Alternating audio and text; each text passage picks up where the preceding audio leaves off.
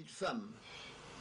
Finalement, l'expert américain qui est venu sur les Balkans, on lui a d'abord dit c'est pas 40 000, c'est 4 000, puis après c'est pas 4 000, c'était 40, puis finalement il a peut-être trouvé 4 après une enquête prolongée.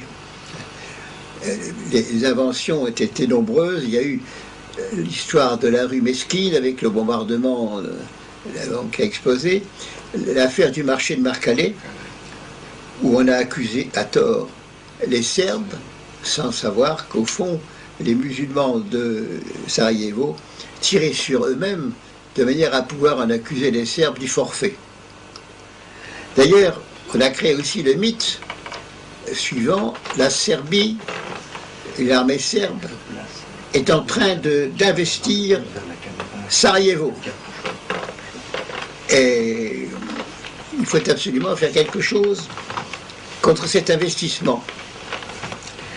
La ville de Sarajevo est maintenant un siège qui est mené par les Serbes, ce qui était faux, car je peux en témoigner, j'y suis allé.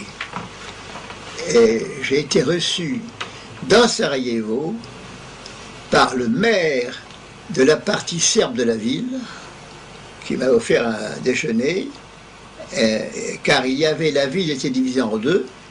Une partie était occupée par les bosniaques musulmans, une autre partie était occupée par les Serbes, et il y avait des échanges de coups des deux côtés. Il n'y avait donc pas un encerclement de la ville par les Serbes, qui a été une invention qui est perpétuée encore maintenant, parce que quand on lance une série de mensonges, ça reste.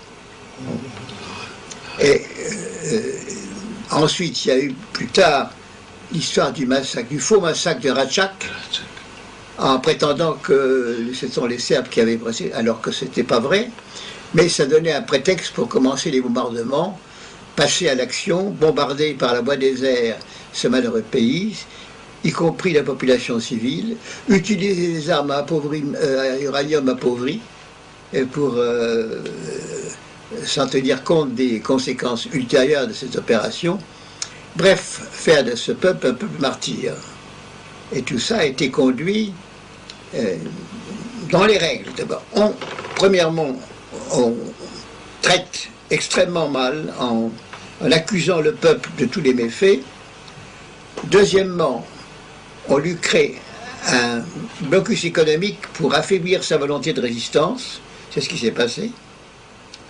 Ensuite, on le bombarde de manière à ce qu'il ne puisse pas récupérer économiquement, en détruisant son appareil économique.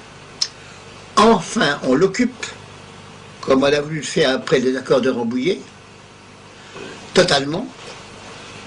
Et une fois sur place,